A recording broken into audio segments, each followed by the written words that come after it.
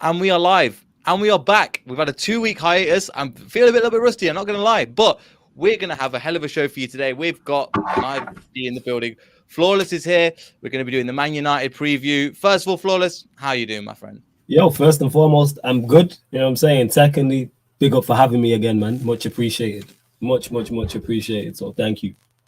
No worries. And again, in this one, you know, massive Man United fan. If you follow Shameless FC, again, the link description to Flawless' channel, and you'll probably catch us on Lewis G's channel as well. But let's get straight into it. Well, let's wind it a little bit back. We had this exact same conversation. It feels like when we played you guys at our ground. Now we're playing at your ground, and I don't know if you're going to say the same thing, and I might say the same thing. But since we last spoke, obviously, you've got a new manager. Everything's I don't know. It's all over the place at the moment. But how are you feeling with Man United at the moment?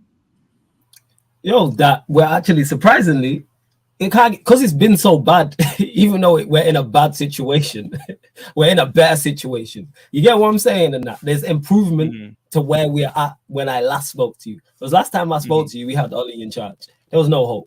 You know what I'm saying? Like, I knew we was gonna lose to you. I knew it. No matter the bad form you was in at that point, the fact that I think at that point Leicester hadn't scored from a set piece or something along those lines. You'll be able to tell me better than me. I think it was something like that. There was some crazy, or hadn't scored more than 3 goals all season and things like that. Like that type. I know there was hella statue was thrown out, others was thrown out at that point, and I was like, you're gonna beat us. I knew it. Like, I knew it. In my heart, I knew it. Because Leicester, if I remember correctly, wasn't too far from... What month was it we played you? Do you remember?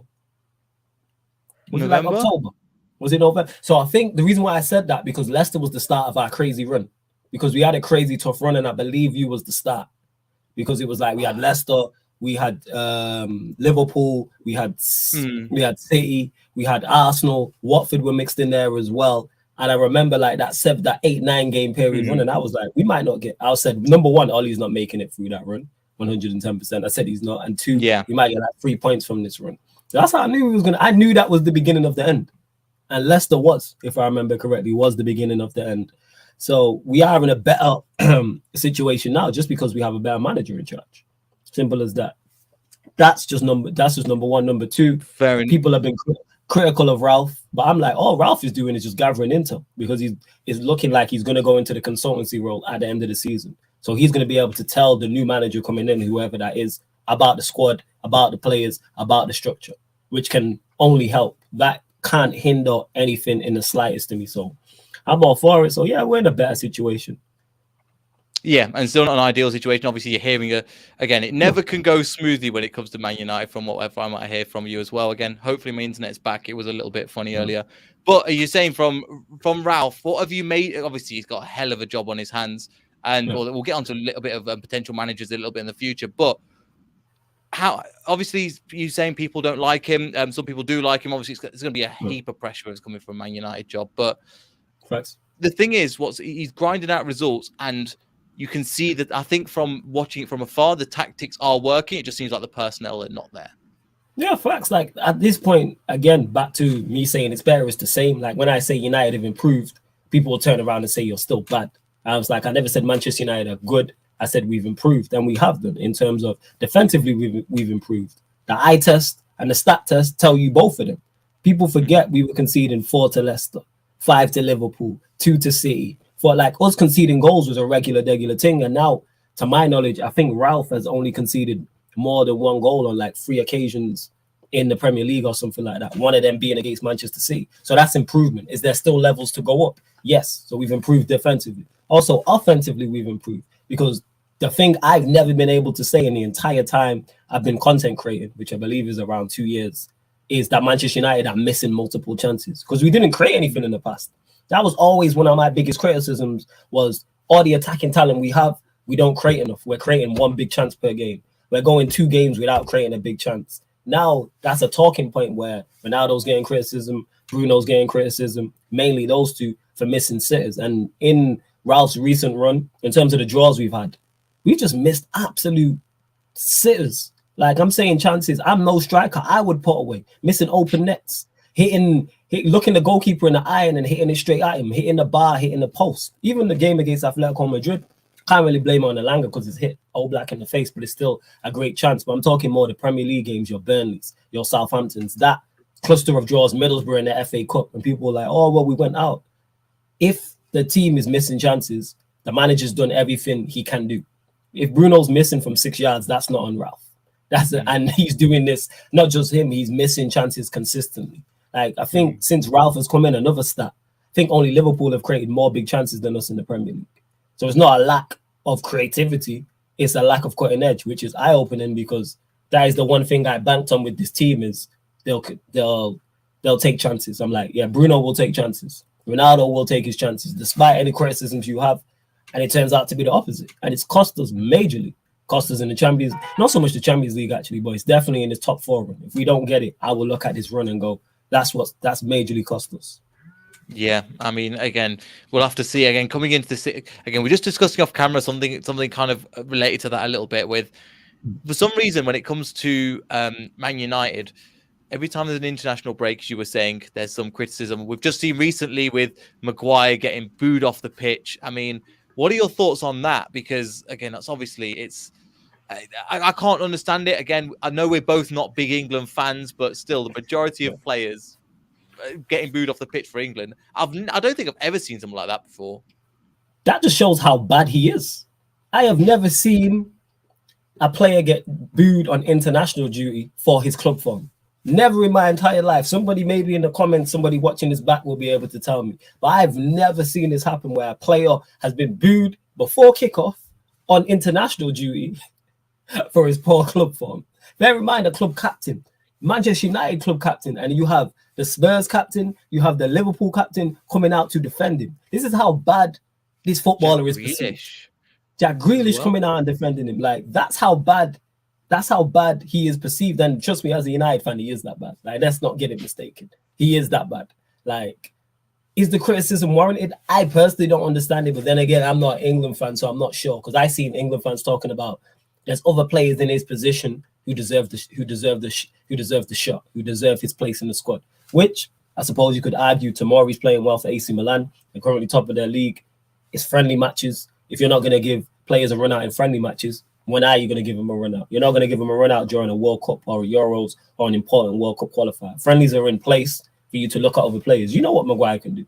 We all know what Maguire can do. You know what I'm saying, you're talking to United as a United fan and a Leicester fan here. We're both very fully aware of what Maguire can and can't do. But that just sums up how bad he is.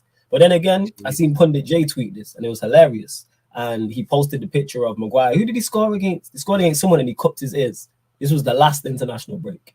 Yeah, remember he cupped his ears against someone.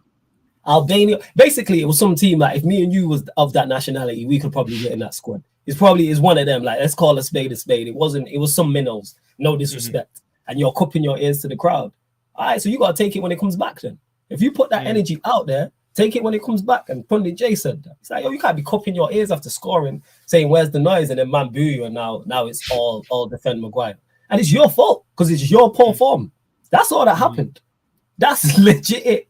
He's played poorly. He's being criticized. And all of a sudden, people are like, oh, you shouldn't criticize it. Maybe the booing for England isn't right. But then again, he's put that energy out there. But if he got booed for United, I would be like, all right, you deserve it, because your form has been horrific.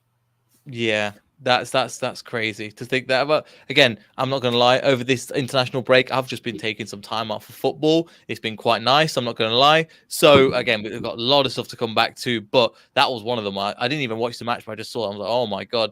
Another one as well, obviously one of the players coming in this season, probably one of the favorite players in the Premier League, Ronaldo. Gotta kind of mention him and what's the situation with him. I think Portugal are qualified as well. I'm not going to lie, I've been not paying much attention to international football as well.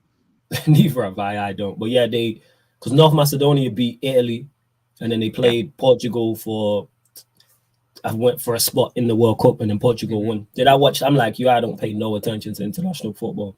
Apart from major international tournaments, or your World Cups, your Euros, I don't care about World Cup qualifiers. No disrespect. I care less even about friendlies and that. It's not there because I don't really support an international team like that. It's not there for me to really be like, all right, let me go and sit down and watch England play whoever in a friendly match. If it's on in the background, I'm like, yeah, sure. But I'm not going to go on and turn it and watch a full 90 minutes. It's background. It's background noise. That's what it is. It's literally. Yeah. We treat So- England how like we treat Ryan on Shameless FC, and we just push him to the Speaking of side. Ryan, Yeah, he's here in the comments. see, Of course he is. see timing, how timing works like that. Is how England we treat England during international breaks. Like Ryan, like we just kind of brush it into the side, like yeah, he's there in the background. You know what I'm saying? And if you've not checked out the abuse yet, you can always go over to Sarcasm City TV and you can watch all of the. Well, it's not the abuse because Ryan kind of he says stupid things, and as soon as he gets criticised, he backs down really quickly. So, worth checking that out. And then Shameless FC, if you YouTube that, you'll be able to find it as well. LCFC Believers here, yeah, it was Albania with James Madison. I'm not even going to go into Leicester City players not being called up for England. Not even. I was a little bit bothered, and then I realised gives 2 weeks rest means they can't be injured. We'll go into that. We'll go into that a little bit more detail. I think there's a couple of injuries, but we'll do that in tomorrow's podcast. So if you're watching this now, it'll be this time tomorrow where we'll do the Leicester City side of it. But for here, we've got Flawless in. We're going to make sure we've got Man United. And one thing is, obviously, coming into this match, how confident are you feeling kind of on the run of form before this? We've actually been playing kind of well. Like minus the Atletico Madrid games, I've not really had an issue with the performance. And when I say the Atletico Madrid games, the game away we was terrible. Like how we got out there with a 1-1 draw, that's the worst performance under Ralph. That's the worst performance I've seen from Manchester United in a long time. But other than that, I've been quite pleased because the performances have been improved. Like, have we been able to put it together from the first minute to the 90th? No, but we're putting it together in 20-minute spells or 45-minute spells, which is not ideal. But again, it's an improvement because there was a time under the last regime we were putting it together for 5-minute spells. I would have took your arm off for a 15-minute spell. Never mind 45 and 60. So again, people want everything all at once. And back to it, these players just aren't that good. And that's what it is. Like people will criticize and say, oh, it's the arrogance, or they don't care, or they get paid too much money. No, they're just not that good. There may be some truth to some of them things that I said, but in terms of just talent, like it's not, I don't think it's a lack of passion. I think even if you made all of our players passionate, it's just skill level. Like, and that's what it is. And I get into many debates with my own fan base because I'm critical of our team. But then I'm critical, and man will say, oh, you're wrong, and this and that. All right, cool. So if that's the case, how come we ain't win a trophy in 5 years then?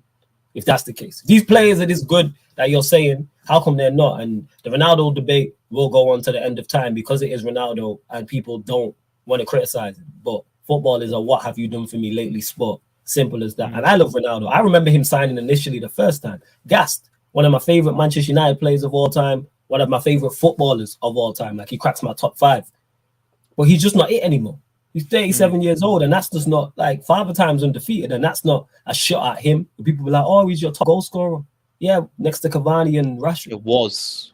Yeah, well, he is, but he's not. But he's next to Cavani and Rashford. Yeah, like all right, he's scoring our top goal, cool, top goal scorer, cool. But for where Manchester United are trying to go, a 37-year-old Ronaldo is not it. I don't understand why people can't go. Oh, you can turn it around since when? Ronaldo is no longer. This isn't Real Madrid Ronaldo. This isn't Ronaldo in 2008. We're in 2022. Man is 37. This is age Ronaldo, and that's okay. 5 times undefeated. We've seen Messi, another one of the greats, struggle moving to PSG because he's older now. And I've seen Ronaldo, and it's sad to see. Like I watched him against Atletico Madrid, do nothing. The games you expect him to start, that's what he was brought in to do. He was supposed to be the difference maker in those type of games. And I'm not saying we have to win him, but he did nothing for 180 minutes or however long he was on for the first thing. And it's sad to see. It's like your favorite boxer being over the hill and then he's getting beat up by people he shouldn't be getting beat up by. It's kind of like that. And that's why I see with Ronaldo. He shouldn't be struggling against Atletico Madrid. Not a chance. But it is what it is. Well, yeah, and I guess as well. Again, so again, coming into that, obviously we've got strikers, but a little bit of a plug. So again, if you guys are watching, you guys are interested in Leicester City, we have got again on the 29th of April, we've got Leicester City Women and Betty on the Night. You're coming together for a collaboration. So it's going to be. Yes, so it's going to be really good. Again, it's going to be a pub quiz, meeting hopefully around 9 of the players as well. There's going to be food and stuff. So the event right is below. Make sure you reserve your seat. We'll hopefully see you all there. And we're going to keep plugging that because that's something we're really, really looking forward to as well. So make sure you check the link in the description below Flawless's stuff, and it's a link there as well. Getting back into the comments again, he said very sarcastically, Ryan, I have no idea, mate, what you're talking about on that one, but standard behavior there. In terms of Ryan. He got Daka to turn Maguire inside out. I mean, Jamie Vardy is injured, so it might be Daka starting against you as well. And I mean, again, another player is Daka is doing all right for us, but have you been strong defense? I think defensively have been okay as well, but Maguire's not part of that, I think. Yeah, he's definitely a problem. I've said this many a times. Anyone who's watched me pretty much since the January transfer window, I said Manchester United's success this season depends on numbers 19, 6, and 25. Said that I will continue to say that till the end of the season. And Varane has shown his levels. Like, he's shown how good he is because he still managed to look good and very competent next to Maguire. Dalot's been very good as well, because a lot of people, I think, have been sleeping on his form because people are very reactionary and quick to write players off. Of course. Because Dalot was mentioned, Dalot's bad defensively. And then my point was, when has Dalot played consistently for people to say he's bad defensively? Under Ralph, he's not had a bad game. He's actually been one of the bright sparks of the team. Defensively, he's been fine. And offensively, especially with having Wan-Bissaka there, you see the difference from an offensive standpoint. You say it's a huge difference. Constantly a creative outlet, consistently. Does he need to improve on things? Yeah, but he's 21, 22. He's going to, it's not like he's 27, 28, and he's in his prime years. And not even over the hill. He's coming into his prime. And he's coming into his prime like he's got so much. And this is the first time he's had a run of games. So we'll see. Yes, we do. Even though I do like Tellers, we do need a left back.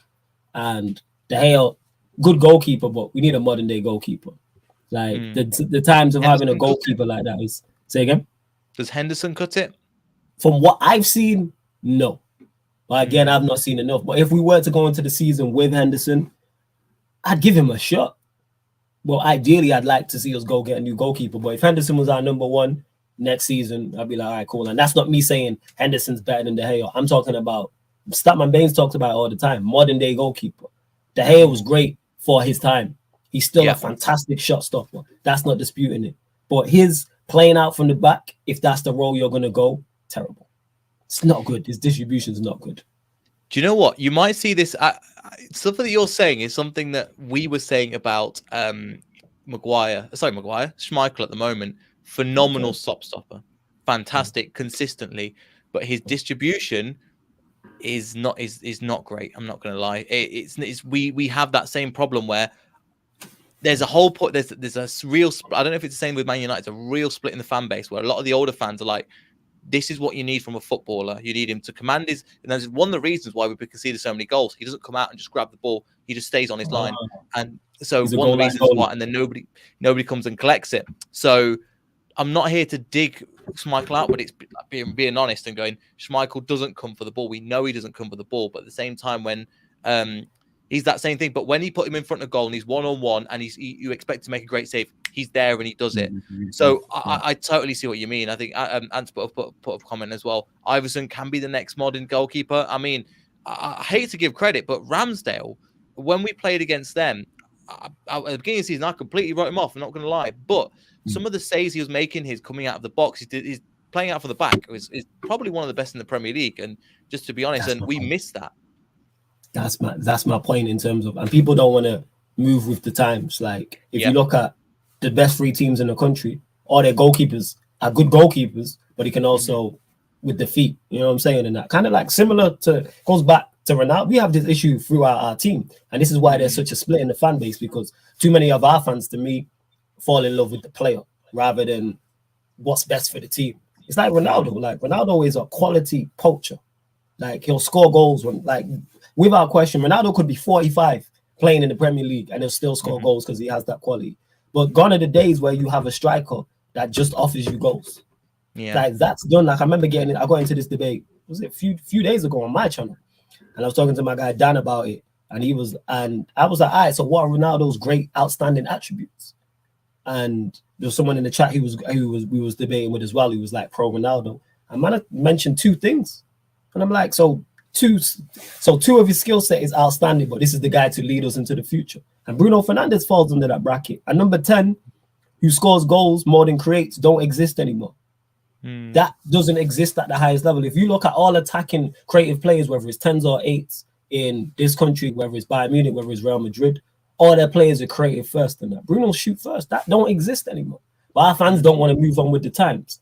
And it's like, to reinvent the wheel, like you have to be the best of the best. And that's what we're not. So back to it, with De Gea, like it's a shame he's just not a modern day goalkeeper.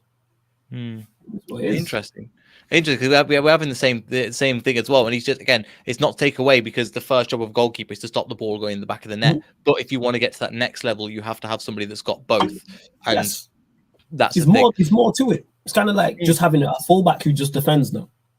Like if you have a fullback, right back, or left back who's solely defensively sound. Gary Neville was perfect at it. Like for you guys. And he improved going forward offensively, but now I think Gary Neville ironically said this, and this was years ago on MNF, and he was like, fullbacks have to be wingers and wingers have to be fullbacks. But I agree a lot with the first one. Like as a fullback, you are now, that role has changed. If you look at Trent, you look at Robertson, you look at Cancelo, you look at Walker, you look at Reece James, you look at Chilwell. You look at these players, they offer a lot to their teams for a reason. Ironically, more going forwards than they do defensively. That's what I'm saying, because you have you have your 2 centre backs or 3 centre backs, depending on what system you're playing, 1 or 2 DMs, and and maybe going forward it will change, but currently that's the way it is. There's a reason fullbacks are so sought after and so important and lauded so much. We see Chelsea season fall apart when their 2 main fullbacks got injured. We've seen Chilwell and Reece James get injured, and we've seen, and yes, wing backs, you're relying on them even more so than when you're in a flat 4, but you could still see the difference. That's why João Cancelo is so, he gets so many plaudits because of the job he does. Same with Kyle Walker, Robertson and Trent. Look at the way they're spoken about. Like, it doesn't exist. And then if you go to us, this is why Wan-Bissaka so criticized, Luke Shaw so criticized, that type of thing. And that's where that stems from. I think it's the consistency as well. To be at that top level, you have to be consistently good. Like Trent, regardless, is good game in, game out. Not defensively, but he's good game in, game out, and he gets you them clean sheet. Not inherently, but he's that player that will get you that. And Cancelo's another one. And anybody can have a good run in terms of management, in terms of anybody can have one great good season. Everybody can have one, but it's, can you do this year in, year out? And this is the thing I'm having with Jamie Vardy. Again, somebody's put in the comments as well. Charlie's put in, is this the first game we can field a full strength team? We've not had a full strength team in 2.5 years. There's always been some kind of injury or something. Yeah, wow. 2.5 years we've not had, because Ricardo was out for a long-term injury. He walked straight into the first team. Now we've got Ndidi out for the rest of the season. We will get onto that again tomorrow, so we'll go in a lot more detail. But just let you know, Ndidi's out for the rest of the season now. He's got an unfortunate injury. We'll get on some of the injuries a little, but we won't have a full-strength team because Jamie Vardy's not available. I think that we'll get to the press conference tomorrow. We'll do the review about that. But the thing is, with Leicester, we've got strength and depth now more than we have. Defensively, we've started to shore up, and we've gotten players like Wes Fofana back. We're getting James Maddison into full strength.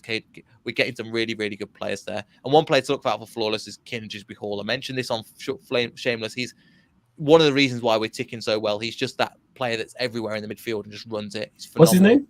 Who's this guy? So Dewsbury Hall. You might see him. I know who you're talking about. I just about to catch the name. I know who you're talking about. I've heard the name. Yeah. I'd recommend he's one to look out for. Nippon's in the comments. Big up, Nippon. How you do? Hopefully doing well, man. Chilwell's still a rat. Ant's got it. I personally don't care about the Chilwell thing. Loads of people. Did he leave on bad terms? Is that what it was? He down tools. Yeah. He down tools. So after January, he knew he was getting a transfer, and he goes, "All right." He just ran to the halfway line. And now I'm going to pass it back. And Chilwell is attacking wise, and the manager kept playing him because he didn't really have that many other options. Well, we had Christian Fuchs, but he was getting on again. He was getting on a bit, as you were saying. So, So a lot of the fan base do not like him. So the fact that he scored and it was offside, made the karma. Even more. That's karma coming to you. Lot got to that could happen to a better player for you lot against Chelsea, and you lot won the FA Cup. This is not me. I personally, I'm not that bothered. But, in the same way that Courtois left in a sour way and now Chelsea fans have gone right and twisted on him. Similar thing here. So they say they don't understand it. I'm like, well, Courtois part 2, say no more. But yes, as well. So Nippon, if you're there, let me know your thoughts as well. I know you're a big Chelsea fan as well. Anyway, back to the kind of the main thing. So what we get on Shameless FC all the time, but I need to bring it up to you again because normally Babs talks all over us. United for top 4. What are you saying? Said it. I'll say it again on numbers 19, 6, and 25. If they stay fit, perform well, we finish top 4. If they don't stay fit or don't perform well, we won't finish top 4. It banks on those 3 players. I hear people saying, "Oh, the teams are close." People are like, "Arsenal have a better team than you. Spurs have a better team than you. They have better managers than you." That's not what I'm debating. One thing we do have is 3 X factors. And when I say 3 X factors, we have them 3 players I named getting to every team in the league. Like people can debate all they want. Like Varane starts for everybody. If he goes to Liverpool, he starts. If he goes to City, he starts. If he goes to Chelsea, he starts. I'm saying if Pogba goes to, this is why Pogba could be leaving, and you see other fans getting gassed. He goes to he plays in everybody's midfield. He plays for Chelsea. Like, let's cut the shit. Yeah. I'm saying City is the most debatable one, but I think he starts for them. Are you telling me he couldn't do the job Thiago does at Liverpool? Of course, that deeper role next to Fabinho, yes.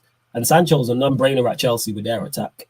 I'm saying I think he's as good as any of the City attackers left or right. And who's the other team? And the same with Liverpool. Yeah, he walks the Tottenham's team. He gets into them. Oh, yeah. I was just naming the top 3. Yeah, I know them 3 players getting Spurs, Arsenal side. I was just talking about that's the level that they're at. You know what I'm saying? That those 3 can get into the top 3 teams in the country. Whereas nor Arsenal, nor Xhaka's not getting into Liverpool. They don't have 3 players of that caliber, even if you think they're better overall team. So we just relying again on the 3 X factors we have. And we've seen it, like Sancho's been good this season. Like he has been since he's actually got a run of games.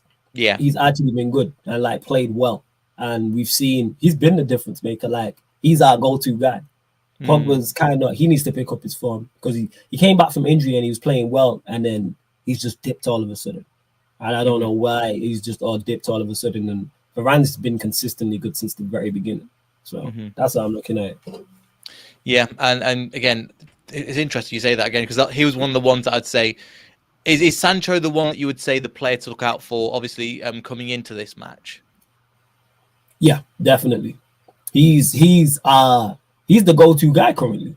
He's the key figure. Like to me, I'm like, if we're gonna win this game, it's probably gonna be on something that you do or don't do. Like going out to Atletico Madrid, if you watch the second leg, they doubled up on him.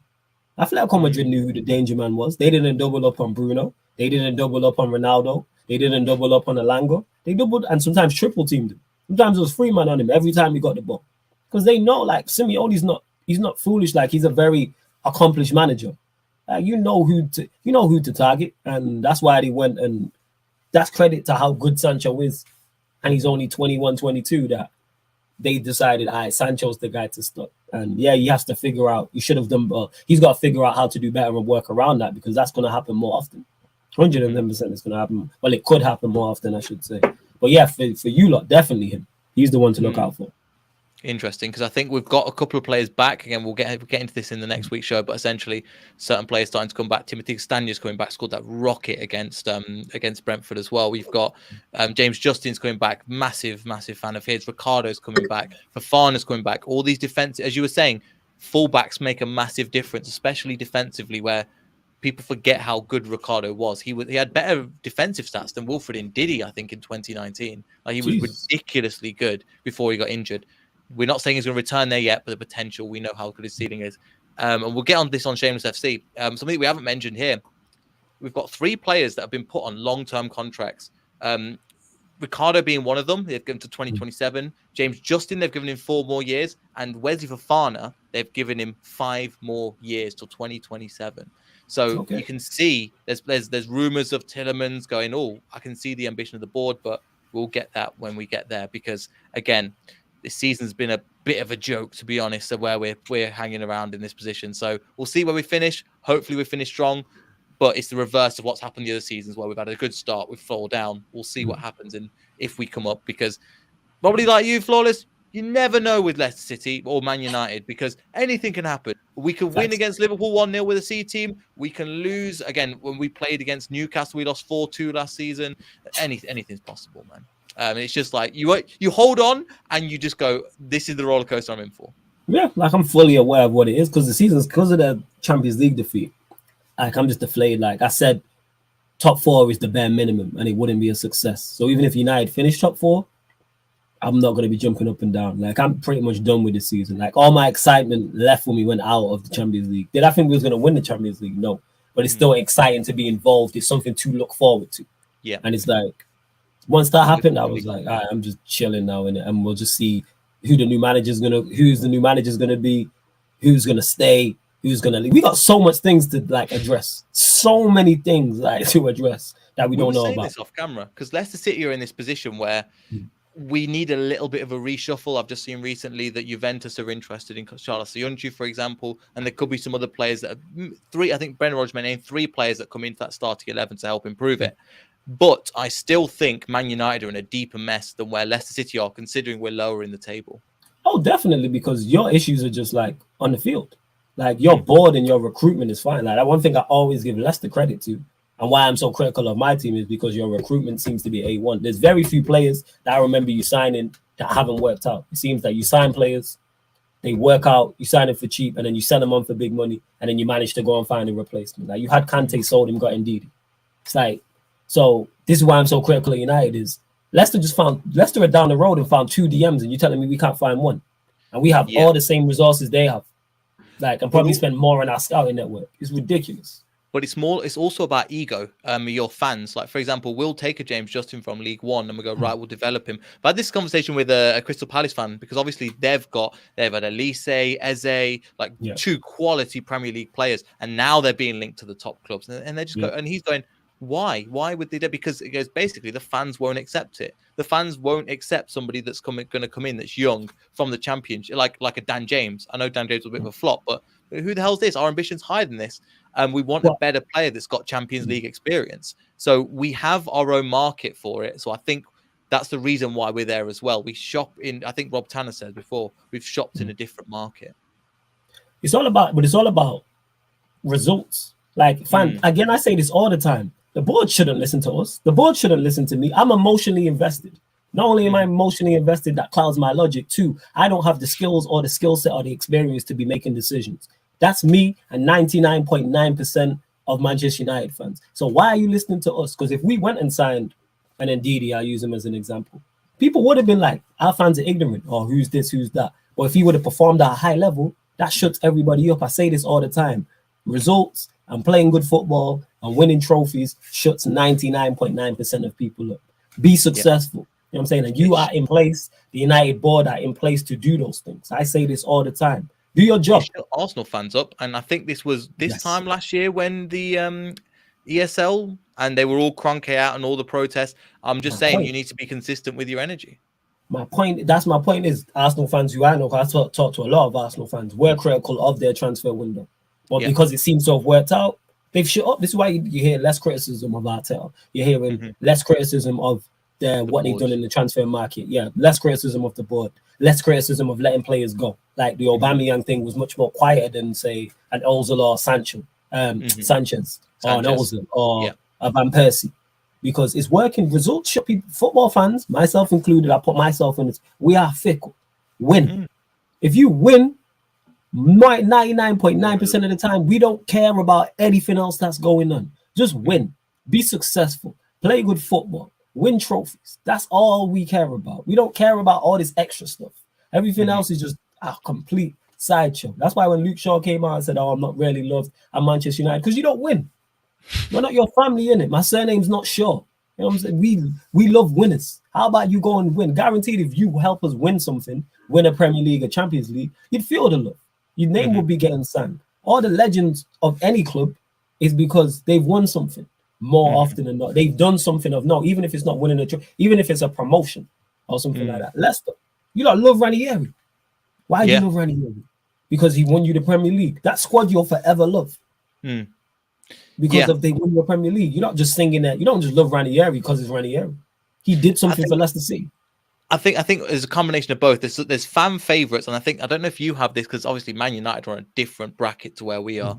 We'll love a player just because he plays good, because he tries and gives 100%. We're in that kind of, right, we'll knock him off the ball We're going to try and get the ball, even if he's terrible. We were singing, you know, there's like a fan favorite who's terrible and probably likely to get sent off, but it will sing his name because he's just like a walking red card. We've had that with so many players, just like a guy that's built like a UFC fighter. Yeah, sure, no problem. Bang, and just knock him out. And we've had that so many times, and we're like, yep, best player in the world. But yes, so okay, we'll have to see. But again, Floyd, before we finish off, Van, it's been great chatting with you.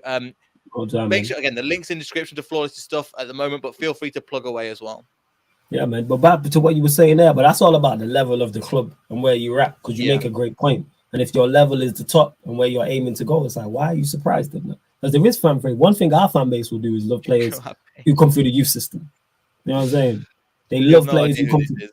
I have no idea who that is. It's a Japanese player. Our fan base love players who come. Yeah, wait, but did Big Web, was he not a part of your Premier League winning side as well? Yeah, but we loved him before that. He was just a big hunk of just big unit. Yeah. It just, as in, like, nothing would get past him, and he'd put the ball into his net more times than everything clicked for that 25th. He probably scored more own goals that season. I was like, gee, he just wasn't quick, but he was just big and beefy. Like, yeah, this is what I'm saying. But again, effort, and you will get that for a certain point, because that's all fans want to see. But again, that's why effort will only get you so far in some instances with a lack of talent, and that's the issue. Like I say, our fan base, if you come through Carrington, our fan base will love you, 100%. It'll take a lot for our fan base to turn on you. That's why McTominay gets away with what he gets. Oh, he's a young kid, man. He's 26. Is he 26? He's like 26 or something like that. No. Hey, he looks good for his age. I'll give him that. I thought he was like 20. Yeah, because they still talk about him like he is. Let me double check that before someone's like, oh, he's not that age. Hold on. Our fans are not as... Yeah, sorry, 25. He's 25. Jeez. Okay. He's 26 in December. So he's going to be 20. So he's 25 going on 26. But people will still talk. Well, our fan base will still talk about, oh, he's a young kid. He can get better. He's going into his prime years. What are we talking about? Yeah. And again, this is the guy I was talking about, Vasilevsky, the big Polish brute, man. He's literally become an MMA fighter from becoming a centre back at Leicester City / a terrible right back. But he was brilliant. At times he just lift players up celebrating, just pick them up. It's brilliant. Anyway, again, Flawless, again, we've said it before, but make sure you plug away. Again, I'll lift everything in the description for you as well. Yeah, man, appreciate it. Big up for having me. Make sure you just follow, subscribe to the Sarcasm City TV YouTube, follow the Twitch as well. You get Manchester United content, you get other Premier League watch-alongs, Champions League watch-alongs, NBA watch-alongs. You get Sarcasm City Sports Q&As where we just talk all sports as well. So check it out. You see Neil on there as well when he's active. So yeah, man, just get over, subscribe to the Sarcasm City TV YouTube. And also go follow the Sarcasm City TV Twitch. Upcoming live stream schedules on both, so you see all the shows that are coming up. So yeah, man, just go and support people. And continue to support here as well. Subscribe to the channel because we're doing big things here for Leicester City content. Thank you. Appreciate that, man. But yeah, again, road to 2K. We're nearly there. So if you hit the subscribe button, we really, really appreciate that. Make sure to go follow Flawless, all that good stuff. We'll see everybody this time for the Leicester preview. We'll do the press conference, stuff like that. Like, subscribe. Oh, one more thing before we finish from Leicester fan, again, bit of a self-plug, but thank you to Akash as well, who's put in for the Foxes of Leicester, written an article and has put us on in like the top 5 of YouTubers. We left that below as well. If you want to go check that out, and he's put some lovely words. First article we had written about us as well. So really appreciate the kind work, Akash. Can't wait to have you on again, and we'll see everybody in the next video. So goodbye. There you go.